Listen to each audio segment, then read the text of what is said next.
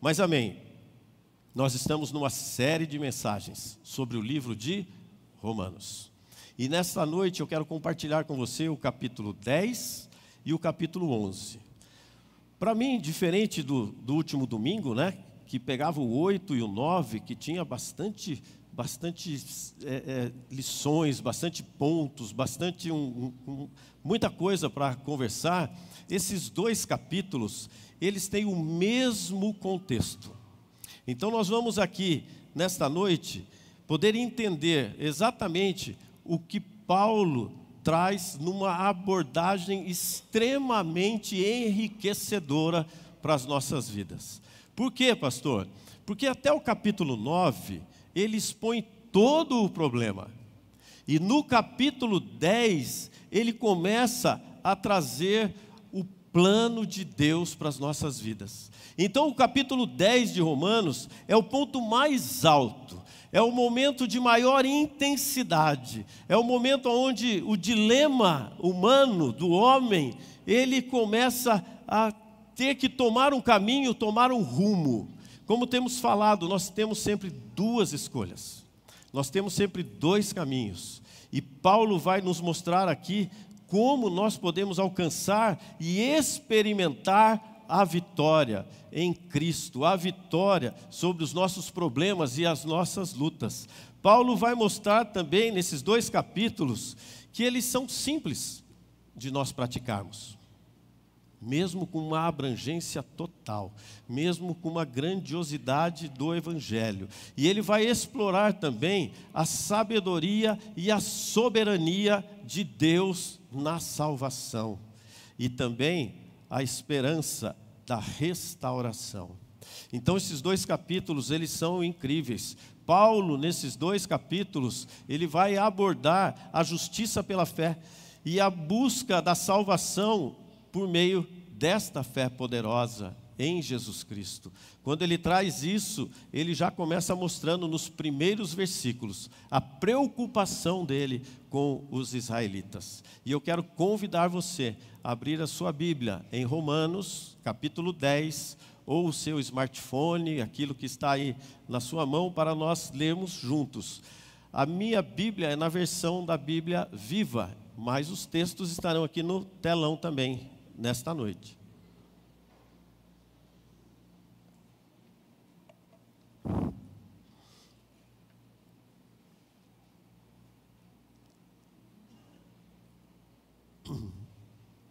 E Paulo começa dizendo assim: queridos irmãos, o desejo do meu coração e a minha oração são que os israelitas possam ser salvos. Eu sei que eles têm zelo por Deus, mas esse é um zelo mal dirigido, pois eles não conhecem a justiça que vem de Deus e procuram estabelecer a sua própria justiça. Assim, acabam rejeitando a justiça de Deus. Porque o fim da lei é Cristo, para que todo que crer nele seja declarado justo. Moisés escreveu a respeito da justiça que vem da lei. Viverá aquele que fizer o que a lei manda? Entretanto, a justiça que vem pela fé diz: você não precisa fazer uma busca nos céus para encontrar Cristo e trazê-lo aqui embaixo para que ele o ajude. Ou, você não precisa descer os abismos, a fim de fazer Cristo subir dentre os mortos. Mas o que diz a justiça? A palavra, aquela que pregamos, já é de fácil acesso a cada um de nós. De fato, ela está em sua boca e em seu coração. Isto é, a palavra da fé que estamos anunciando. Versículo 9: pois se você confessar com os seus próprios lábios que Jesus Cristo é o seu Senhor, crendo do fundo do coração que Deus o levantou dentre os mortos, você será salvo. Porque é crendo de coração que um homem se torna reto para com Deus, e com a boca é que se confessa a sua salvação. As Escrituras nos dizem: todo aquele que crê em Deus jamais será decepcionado. Não há diferença entre judeus e gentios, pois todos eles têm o mesmo Senhor. aquele que dá generosamente de suas riquezas a todos quanto lhe pedem. Porque todo aquele que chamar pelo nome do Senhor será salvo. Como, porém, eles pedirão a ele que o salve, se não creem nele? E como podem crer nele, se nunca ouviram falar dele? E como podem ouvir acerca dele, sem que alguém fale a eles? E como é que irão falar, sem que sejam enviados? É sobre isso que as Escrituras falam, quando afirmam: como são bonitos os pés daqueles que pregam o evangelho da paz com Deus e trazem notícias alegres de coisas boas. Em outras palavras, como são bem-vindos aqueles que vêm anunciando o evangelho. Versículo 16. Entretanto, nem todos que ouvem o evangelho o aceitam, pois o profeta Isaías disse: Senhor, quem creu na nossa mensagem? Assim é que a fé vem pelo ouvir o evangelho a respeito de Cristo. Mas eu pergunto, será que eles não ouviram a palavra de Deus? É claro que ouviram, como dizem as Escrituras. A sua voz ressoa por toda a terra, e as suas palavras até os confins do mundo. Eu pergunto outra vez, será que o povo de Israel não entendeu que Deus daria a sua salvação para outros se eles se recusassem a recebê-la? Sim, pois Moisés já disse: vou fazer o mesmo com Israel, vou provocar ciúmes nele, vou dedicar afeição a um povo que não é meu, provocarei sua ira por meio de uma nação insensata. E mais tarde, Isaías afirmou ousadamente: povos que antes nunca se interessaram por mim, agora estão me procurando. Nações nunca haviam me procurado, agora estão me encontrando. Mas a respeito de Israel, ele disse: mas o meu povo fugiu de mim, enquanto eu, dia após dia, estendia minhas mãos para recebê-lo. Um povo que preferiu seguir seus caminhos errados, fazendo a sua própria vontade. Pai, esta é a tua palavra. Sobre ela nós queremos consagrar este tempo e este momento a ti. Que possamos estar com as nossas mentes e os nossos corações sedentos e receptivos a ela. Em nome de Jesus, amém e amém. Amados, Paulo começa dizendo assim: eu oro, eu desejo, o meu coração e a minha oração é para que os israelitas sejam salvos. E ele continua completando assim a importância, enfatizando que a salvação ela está acessível a todos nós, independente de serem judeus ou gentios.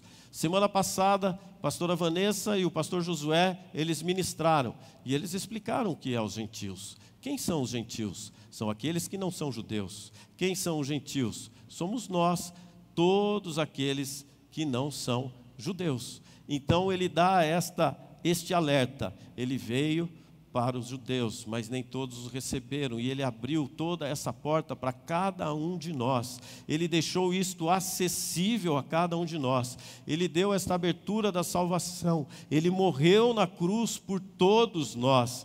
E ele aqui critica a atitude desses israelitas. Ele fala: vocês estão no caminho errado. Alcançar a justiça por meio das obras da lei, vocês não vão conseguir chegar no céu. Vocês precisam ter uma experiência com Cristo. Além disso, Paulo ele mostra para nós aqui uma responsabilidade a partir do versículo 16, que ele fala assim: 14. Como, porém, eles pedirão a ele que os salvem se não creem nele? Paulo nos mostra uma responsabilidade. Mas por que Paulo é tão enfático nesse capítulo 10? Por que Paulo ele frisa bem todas essas coisas? Porque Paulo, quando ele era jovem, ele acreditava que a vitória pessoal vinha através da justiça própria. Por isso que ele olhava aquele povo e falava assim: o caminho não é esse, minha gente. Eu já passei por aí. O caminho é outro. O caminho é a justificação pela fé. O caminho é único, que é Jesus. E conhecereis a verdade, e a verdade vos libertará. Eu sou o caminho, a verdade e a vida. Ninguém vem ao Pai se não for por mim. Paulo estava falando assim, presta atenção. Só assim vocês vão conseguir ter uma experiência com Cristo, ter uma novidade de vida. Ele alerta, ele fala, ele chama, mas o texto fala a respeito da lei. O que era esta lei? Voltando um pouco aqui e dando uma esclarecida sobre essas coisas. A lei era a lei mosaica, era a lei que vinha lá de Moisés, eram as práticas antigas, que era a circuncisão, os sacrifícios, era aquela observância de guardar os dias específicos da semana, os cerimoniais que eles tinham, os rituais que eles tinham, isto era a lei. E ele falava assim, vocês estão fazendo tudo isso, mas não é isso que você tem que fazer para você receber essa bênção, receber essa salvação, ter uma intimidade com Cristo. Ele fala que é a justiça de Deus, e essa justiça de Deus refere-se ao quê? À retidão divina, à doutrina de Deus. Muitas vezes a gente ouve essa palavra doutrina e nós acabamos relacionando aquilo que nós vemos às vezes nas igrejas por aí. Que você não pode fazer isso, não pode fazer aquilo, que você não pode andar de um jeito ou de outro, que o que você fizer pode estar escandalizando, fazendo. Não tem nada a ver com a doutrina e o padrão que Deus nos coloca. Nós temos a doutrina de Deus. Essa sim nós temos que seguir. E a doutrina de Deus, ela está aqui. Tudo que for diferente das Escrituras, tudo criação do homem, não tem nada a ver. E é isso que Paulo está falando. É isso que Paulo está mostrando. Essa é a justiça de Deus. É sobre essa doutrina, é sobre este padrão, é sobre este princípio que nós temos que caminhar. Ele fala esta justificação pela fé. Você tem que vir e declarar este evangelho que é verdadeiro, esta palavra que é única, sem mudar, sem alterar. Então, como alguém pode se salvar da condenação de Deus? De que maneira nós podemos fazer essas coisas? E aqui eu destaco 2 pontos nesse capítulo 10. Depois eu vou destacar mais 2 pontos no contexto do capítulo 10 e do capítulo 11. E depois eu vou encerrar com 2 pontos, 2 lições do capítulo 11. E o primeiro ponto do capítulo 10 é: a salvação é pela fé. A nossa salvação, o desejo de Paulo, é o nosso desejo. De nós experimentarmos sempre mais de Deus.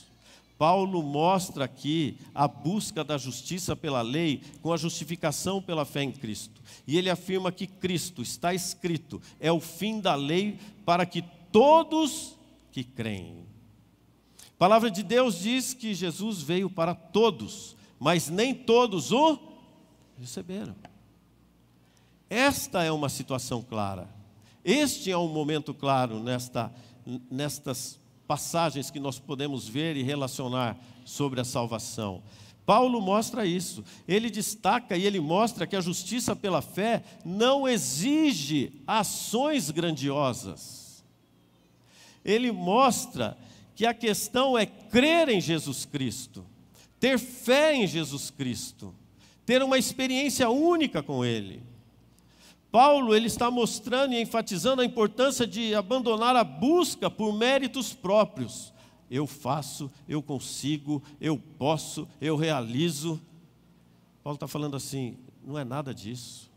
O que vocês precisam é abraçar a justiça que vem pela fé em Cristo para ser justificado diante dEle.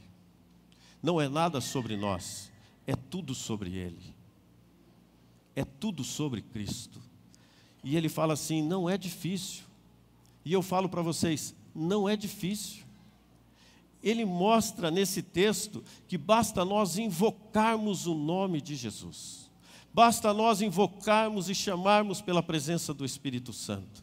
Ele fala assim, é uma confissão de fé, como está ali no versículo 9. É você declarar a Jesus como seu único e suficiente Senhor e Salvador. É você crer no seu coração, é você declarar com os seus lábios, é você ver e experimentar esta ressurreição maravilhosa que nós podemos experimentar em todos os momentos. Ele ressuscitou dos mortos. É nós crermos nisso. É nós darmos passos práticos nisso. E ele deixa claro, é aceitação ou rejeição. Aceitação traz salvação. Rejeição traz perdição. Que caminho você escolhe? Que caminho você quer trilhar nesses dias? Por onde você quer andar nesses dias? Romanos 10, do versículo 11 ao 13. Ele deixa claro. Que caminho você quer escolher hoje? Rejeição ou aceitação? Irmãos, é um chamado à fé o que Paulo faz nesse capítulo 10. É uma abrangência total do chamado à fé. É sem exclusões. Ele proporciona uma oportunidade de salvação para todos nós. Ninguém fica de fora. Ninguém. Todos têm essa oportunidade. A oferta da salvação é estendida a todos. O texto diz aos judeus, aos gentios, em algumas versões diz a todas as classes étnicas. É para todos. Independente, quando ele falava daquele tempo, independente da tribo que ele nasceu, da tribo que era, é para todos. Mas nós precisamos invocar o nome de Jesus. Nós precisamos chamar o nome de Jesus. Joel 2,32, ele deixa ainda mais simples toda essa verdade. Ele mostra que qualquer pessoa, Joel 2,32, ele mostra que qualquer pessoa que invocar o nome do Senhor será salvo. Qualquer um. Aqui ele mostra, aqui ele destaca, aqui ele realça a simplicidade no ato de nós confiarmos em Deus para a nossa salvação. Você tem essa confiança? Você tem essa certeza? Você tem essa convicção? Que você, quando morrer, apertar o botãozinho, vai subir? Eu tenho falado que nós vamos ter muita surpresa quando a gente chegar lá no céu. Você acha que nós vamos ter bastante surpresa quando nós chegarmos lá no céu? Às vezes aquele que a gente fala, esse aí... E a gente esquece, principalmente num momento como esse, que está lá em 1 Coríntios 11, 29 e 30, que diz assim, examine-se o homem a si mesmo. Às vezes a gente quer ficar mais de olho na vida dos outros do que olhando para nós mesmos, do que corrigindo a nossa vida, do que corrigindo o nosso caminhar, do que corrigindo as nossas atitudes, alinhando o nosso caráter com o caráter de Cristo.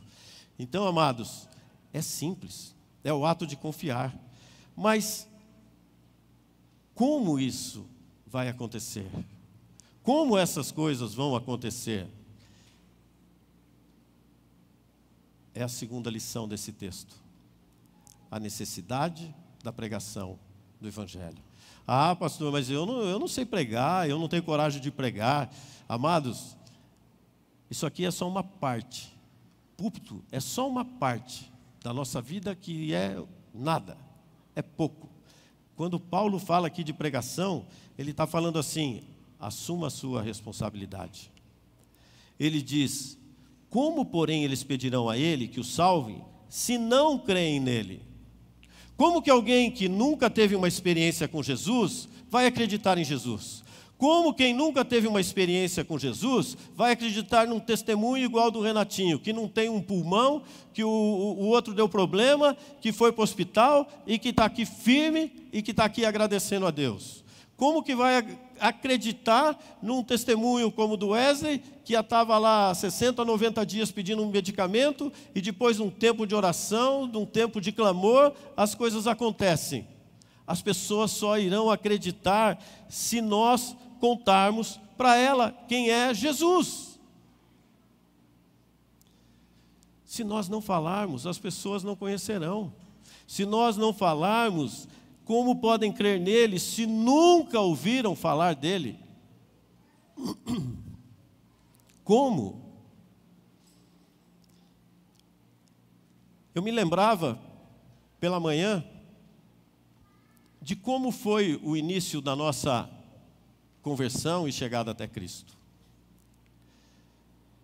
Foi exatamente como essas duas perguntinhas.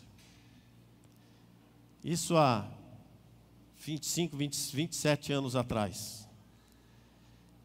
Um belo dia, a pastora Vanessa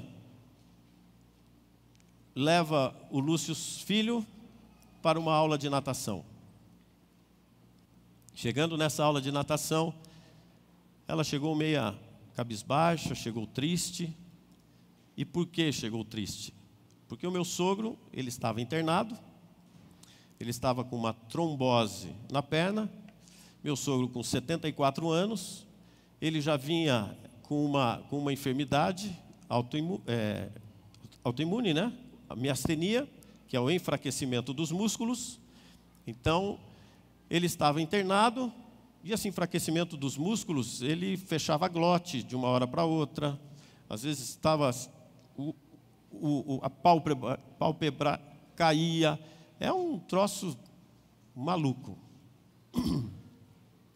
Mas ele estava internado nesse caso por causa de uma trombose no pé.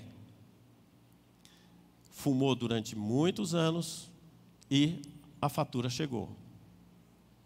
E por ele ter esta enfermidade já, ele não...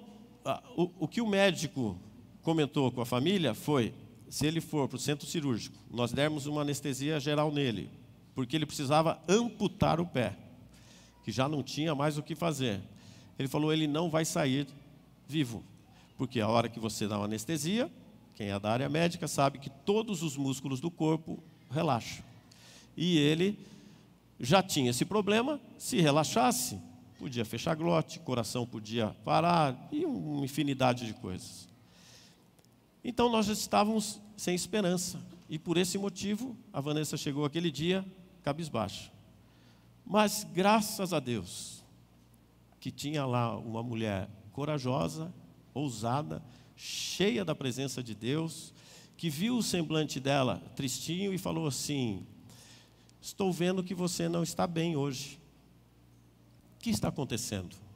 E aí ela contou toda essa história para ela. Ela falou, olha, eu não consigo fazer nada, além de orar por você aqui agora, mas eu tenho duas amigas que elas podem ir até o hospital e elas conseguem entrar no hospital. Uma dessas amigas é a nossa pastora Lorena, lá de Londrina.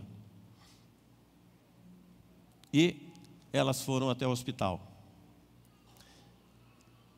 Fizeram uma oração cheia de poder, uma oração corajosa, uma oração com expectativa que o milagre ia acontecer. E, ok, foram embora. A cirurgia era no outro dia pela manhã. No mesmo dia. Elas foram cedo, ia ser às 14h. Quando o médico chega, meio-dia, para ver como estava o estado dele, porque ele só estava tomando morfina para aliviar a dor, ele começa a desenrolar toda a faixa que vinha de cima até os pés. Começou a desenrolar. Quando ele desenrola essa faixa, e ele olha para os pés do meu sogro, o doutor Ademar, ele também era médico, psiquiatra, ele olha para os pés, olha para ele, doutor, o que aconteceu? Ele falou, não sei, 2 moças vieram aqui pela manhã e oraram por mim. Ele falou, a sua circulação voltou ao normal. O seu pé está vermelhinho, o seu pé está com uma circulação normal. Eu vou cancelar a cirurgia, porque não tenho mais o que fazer aqui. Tudo mostra que foi desobstruído as suas veias, e esse trombo foi embora. Você pode dar uma salva de palmas para Jesus?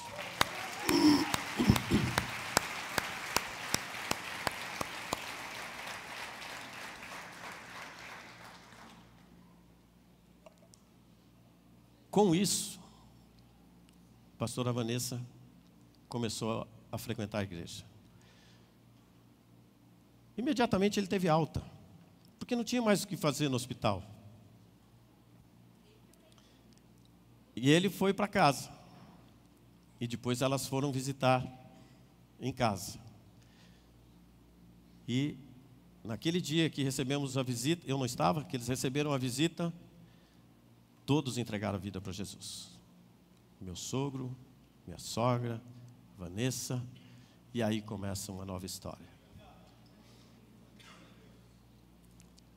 Tá certo que eu demorei quase 2 anos para chegar. Não foi simples assim. Mas onde abundou o pecado, superabundou a graça de Deus. E depois eu vou contando a minha história. E através disso, nós fomos ganhos para Jesus. E nós começamos a espalhar este evangelho.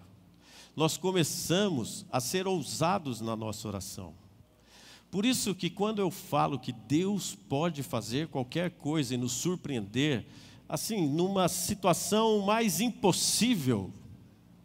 Aliás, essa é a especialidade do nosso Deus, operar no impossível. Esta é a esfera que Ele trabalha. É ali que Ele se move, é ali que Ele se mexe, é ali que as coisas acontecem. A nossa função é provocar os milagres. A nossa função é clamar a Ele. E através disso, nós começamos a ser ousados na nossa oração. As coisas começaram a acontecer. Nós começamos a ser ousados no evangelismo, de contar, de chamar, de falar.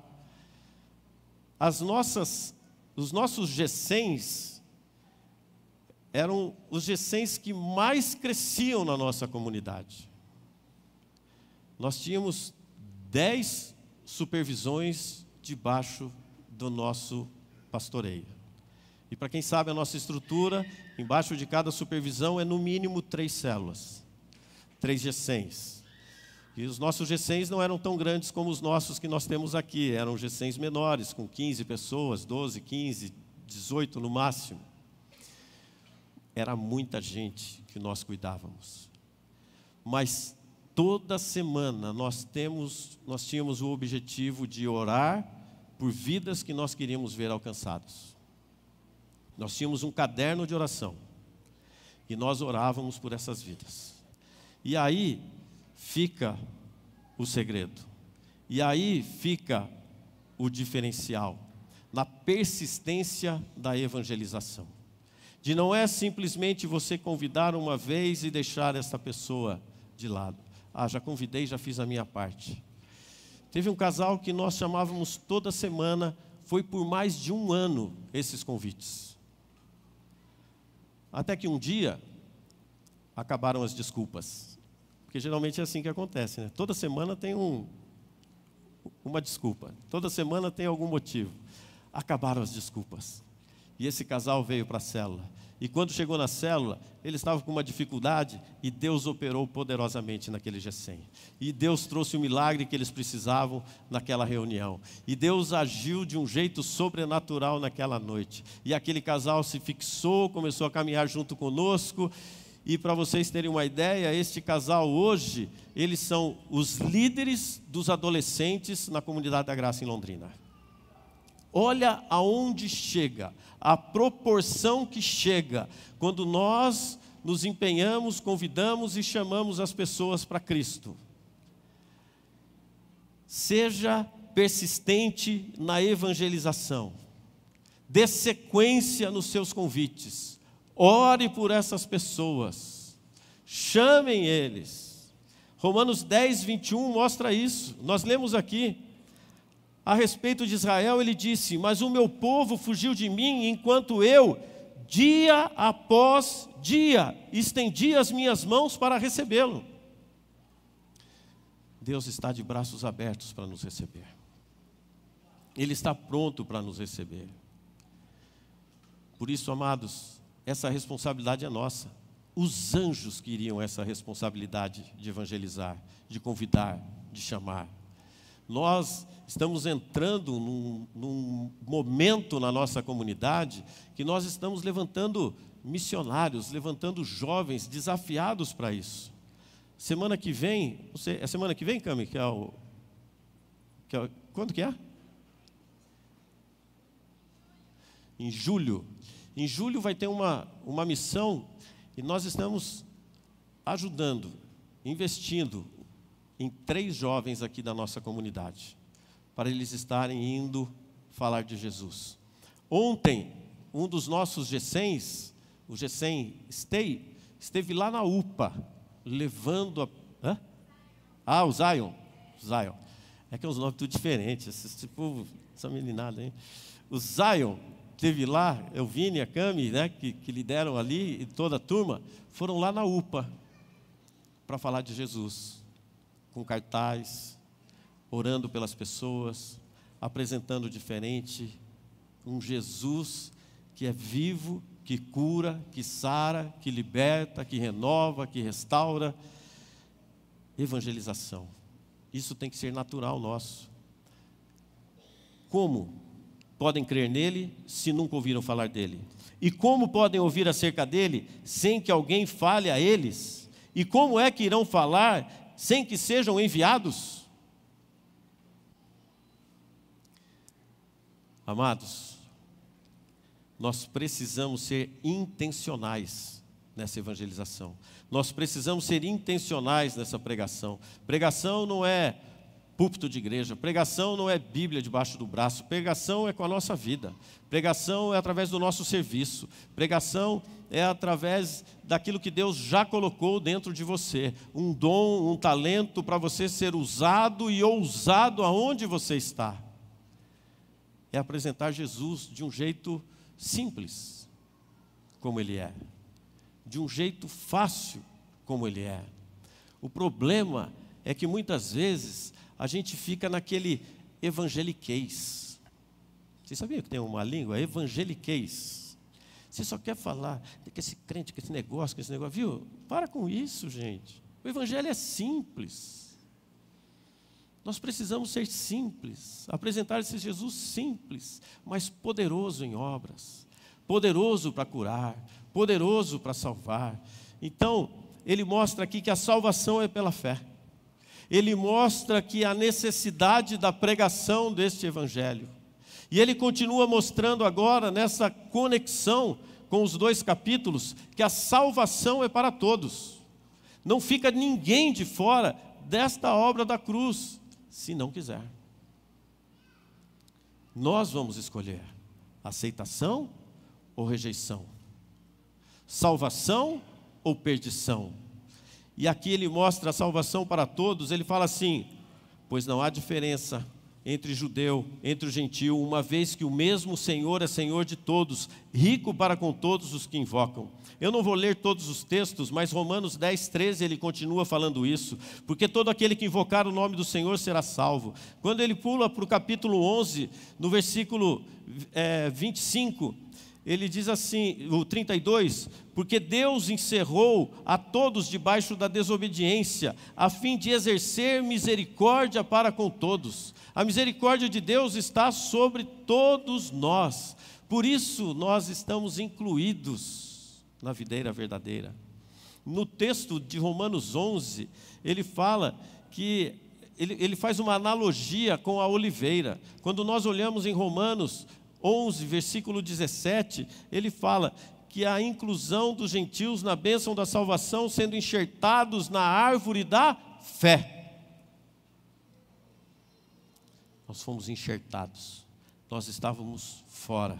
É a mesma coisa. Quantos aqui já não tiveram a experiência de ter, sei lá, uma árvorezinha, seja ela frutífera ou o que for, que você quebra esse galhozinho, coloca ele de lado, o que acontece com aquele galho que fica ali de lado? Ele seca e morre. Por isso nós precisamos estar ligados na videira verdadeira, ou como diz nesse texto, ligados a esta oliveira. Ele mostra que os gentios foram enxertados nesta oliveira, é uma promessa de Deus para as nossas vidas, é bênção para as nossas vidas, mas ao mesmo tempo ele diz assim, viu, vocês que não são judeus, vocês que são gentios, não se orgulhem disso não. Não se orgulhem disso não menosprezem os judeus por causa disso. Porque isso é dom de Deus. É dom de Deus. É a misericórdia dele com as nossas vidas. A salvação é pela fé. A necessidade da pregação. A salvação é para todos. E a soberania de Deus, ela vem sobre tudo e todos. Quando nós olhamos no capítulo 10 e no capítulo 11, quando nós vemos ali no versículo 20 do capítulo 10, ele diz assim: e Isaías muito ousadamente diz: fui achado pelos que não me procuravam, revelei-me aos que não perguntavam por mim. No 11:5 ele diz assim: pois neste presente momento também há um remanescente escolhido pela graça. Um remanescente. E remanescente é um grupo fiel de judeus, é um grupo leal de judeus, aqueles que permaneceram firmes na lei, nos ideais de Deus. Ele vai dizendo: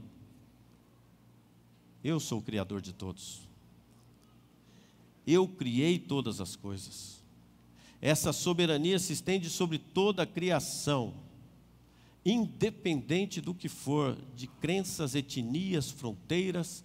Eu sou Deus, eu sou o Todo-Poderoso, eu sou tão soberano que o meu amor e a minha misericórdia, eu dei o meu único filho para morrer por vocês. João 3,16. Eu fiz isso.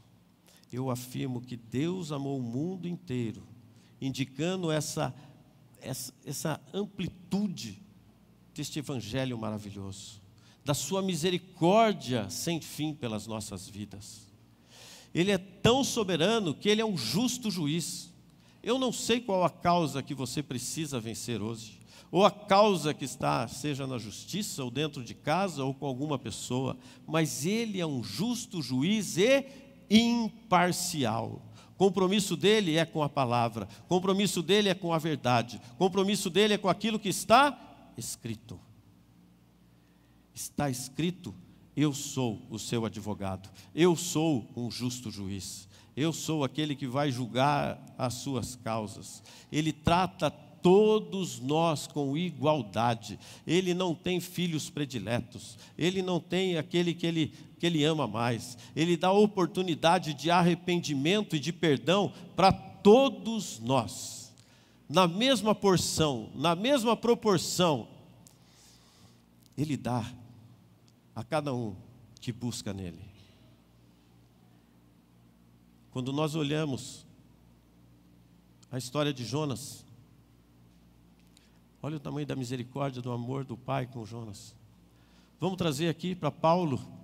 Olha o que aconteceu na vida de Paulo. Olha como foi trabalhado. As misericórdias de Deus não conhecem limite. Anota isso. As misericórdias de Deus não conhecem limite. Nós que queremos limitar essas misericórdias, mas as misericórdias dele não têm fim, diz a palavra de Deus. Diz que elas se renovam a cada manhã. Diz que essas misericórdias, elas se renovam a partir das 6 horas da manhã. As misericórdias dele se renovam. Então, amados, o convite nessa noite é para todos nós. Vem como você está. Vem do jeito que você está. Ah, pastor, mas eu ainda preciso acertar essa pendência, acertar isso, acertar aquilo. Vem como você está, diz a palavra de Deus. A salvação é diferente de santificação. A salvação, ela é imediata, a santificação é processo. Por isso, vem como você está. Não fique parado. Deus, ele se move com aqueles que se movem. Nós temos declarado isso. Mexa-se, mova-se, saia desta inércia que talvez você esteja nesses dias. Caminhe, avance, experimente algo novo na sua vida. Aliás, hoje é dia 3 de março. Já se passaram 2 meses do ano. O que você fez de diferente para você realizar o seu projeto de vida?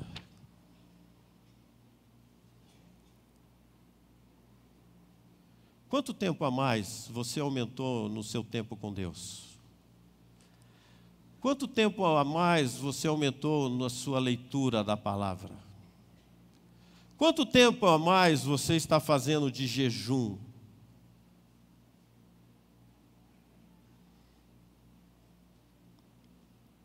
Dois meses já se passaram. Se você não mudou nada, sinto te informar, teu 2024 igual ou pior que 2023. Ah, pastor, mas 2023 foi maravilhoso, foi lindo. Mas Deus tem mais. Deus sempre tem mais para nós. Se nós não mudarmos, irmãos, vamos lembrar a frasezinha? Se nada muda, se nada muda, nada muda. Por isso nós precisamos mudar, fazer diferente, ter atitudes diferentes, experiências diferentes com Deus.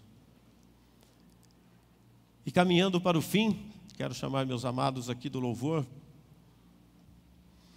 No capítulo 11, Paulo fala assim: mas eu tenho uma esperança. Eu tenho uma esperança na restauração.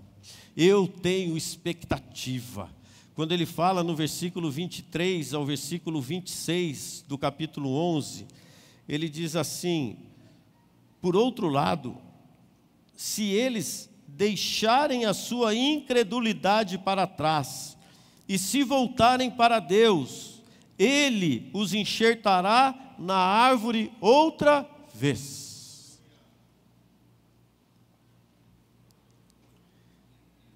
Se eles deixarem a incredulidade. Por que ele diz isso? Porque a salvação é pela fé. Você tem tido essa fé suficiente para crer em tudo aquilo que Ele fez? Você tem tido essa fé suficiente para quebrar com qualquer tipo de incredulidade que possa vir na sua mente e descer para o seu coração? Você tem quebrado com essas coisas? Só assim nós vamos conseguir avançar. Só assim nós vamos conseguir ir para um outro nível. Só assim nós vamos experimentar céu na terra. Isso também é uma promessa. Está lá em Mateus 6. Assim na terra como no céu. Assim na terra como no céu. Depende das nossas atitudes. Depende de nós crermos na obra da cruz maravilhosa e poderosa sobre cada um de nós. Então, nesta noite, eu quero convidar você a fazer este exame, olhando para você. Esquece a tua esposa, esquece os teus filhos, esquece o namorado, esquece o vô, a avó, a tia. Quero convidar você a examinar-se a si mesmo. Olha para dentro de você. Como está o seu relacionamento com Deus? Como está essa sua ousadia para falar de Jesus? Pastor, mas como eu faço essas coisas? Compartilhe o Evangelho. Como? Seja intencional. Você não precisa chegar até as pessoas já querendo orar por elas ou fazer qualquer tipo de movimento celestial, divino. Você viu como começou na nossa vida? Estou vendo que você não está bem. Posso te ajudar? Estou vendo que você não está bem. Aliás, o que mais tem nesses dias são pessoas doentes, pessoas angustiadas, pessoas temerosas com o que pode vir pela frente, pessoas ansiosas,